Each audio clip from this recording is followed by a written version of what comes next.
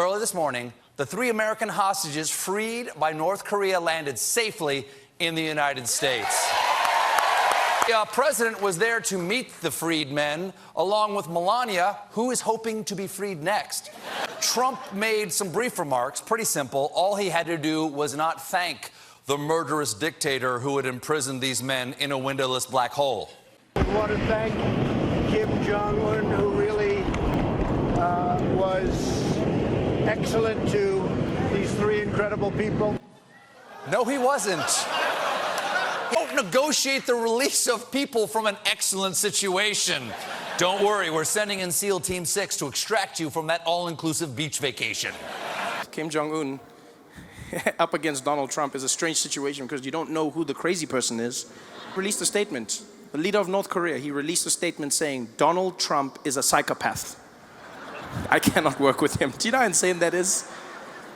For him to send a message about Donald Trump, where he's just like, guys, I'm wild, but I mean, I don't know this guy. You know you've reached a unique level in politics when even the dictator of North Korea is questioning your stability. But the funny thing is, he wasn't alone. A narcissistic sociopath, he's a psychopath, he's a malignant narcissist. All these, it's like a Venn diagram, right? Remember those from school?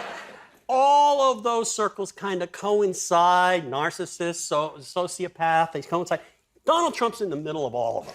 Okay. He's an idiot. Colin Powell said it best. He's a national disaster. He's an embarrassment to this country. This disgusting dude is the president of the United States. And you realize just how much he is diminishing the presidency of the United States. You realize that what he is doing is not just acting for Donald Trump. He's acting for all of us. He's acting for our president. And he is embarrassing. He is shameful. He is disgusting. He doesn't look well. He's not a healthy man. And I think it's very funny. And he lives in a deluded reality where he believes his own lies. So when he has to come out and tries to speak to his base, he takes pictures of himself as Superman. One of the things he's most afraid of is being found out.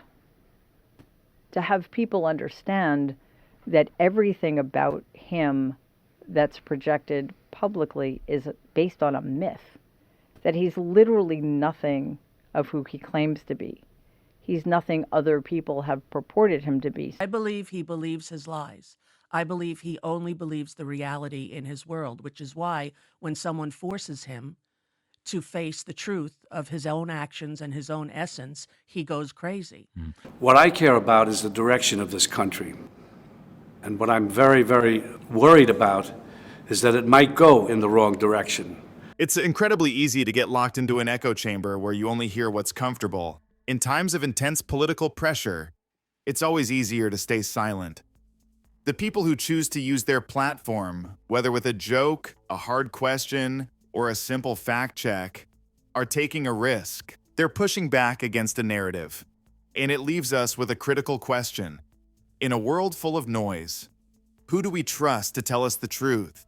And what do we do when a comedian's joke starts to feel a little too real? I'd love to hear your thoughts on this. In the United States of America, if you want to win an election, all you need to have is a strange voice. Forget policies, forget ideas, that's boring. You come out there with a strange voice, the people love it. I think as Americans, we try and try, so try, big trying, all trying, and it is.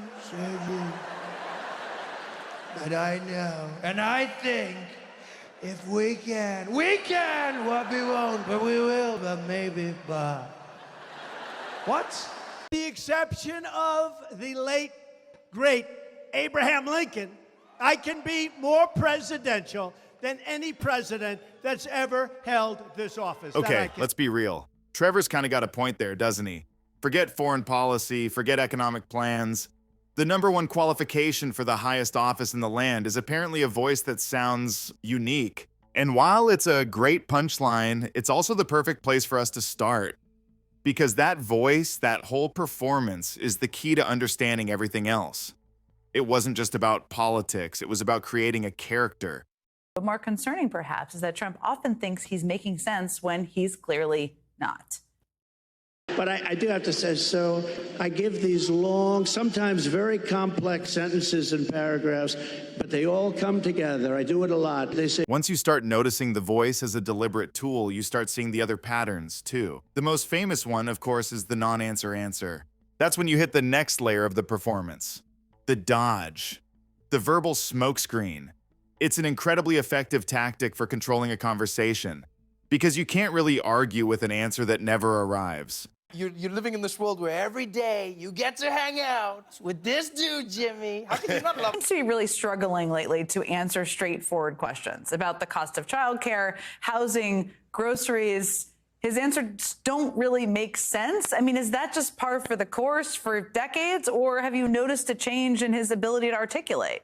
Well, as a human being, Donald is as bad as he's always been. But in terms of his functioning on a cognitive level, absolutely there's been deterioration. I hope that more media outlets allow us to hear what Donald's actually saying instead of taking it upon themselves to quote unquote translate him. His nonsense is untranslatable. So this is where the story gets a twist. And it's the part that so many people got wrong. On one hand, you have a politician who can talk in circles to avoid a simple question. But on the other hand, when it came to his biggest, most unbelievable campaign promises, he turned out to be dead serious. There was this bizarre dynamic where people just didn't think he'd actually do the things he was saying. It's a point Trevor Noah breaks down perfectly here. That like Donald Trump would be the first presidential candidate to actually deliver. Hate him or love him, he's doing the things that he said he was going to do. hey, I'm mailing you. He doesn't mean build a wall. He doesn't mean ban all Muslims. He's like, no, it means that. It totally means that.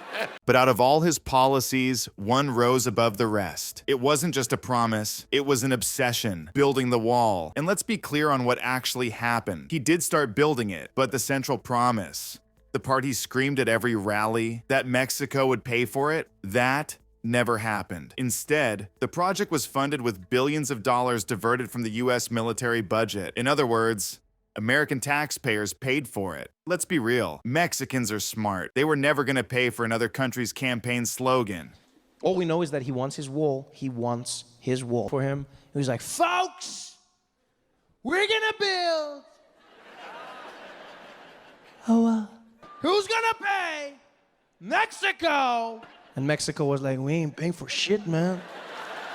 We might build it, but we're not gonna pay for it, man. And here's where the strategy gets really murky. Because while the White House was talking about making a better deal, Iran's nuclear facilities started mysteriously blowing up. Trump came in and he's like, I don't like how Iran and Israel are launching bombs at each other all the time. So many bombs, we can't have this, it's not right. Too many bombs, we gotta stop it. No more bombs, we gotta stop it. I'm gonna totally de-escalate this situation. And we were like, ah, my man, you've never de-escalated a thing in your life. From your hair to your politics, nothing is a de-escalation. Bombs, we gotta stop it, we gotta fix it. And they're like, all right, how are you gonna fix it? He's like, by dropping bombs. I'm gonna drop bombs. So stupid. These attacks were widely blamed on Israel, but they happened under the umbrella of Trump's maximum pressure campaign. It created this chaotic situation where acts of war were happening by proxy, all while being framed as part of a larger, confusing strategy for peace. The so-called peace strategy that looks a lot more like lighting a match in a room full of gasoline. Blaming Israel might be convenient, but at the end of the day, none of this happens outside the American umbrella. Washington holds the cards, and when its strategy for peace starts with bombs, it's worth asking, is this really about peace or about power?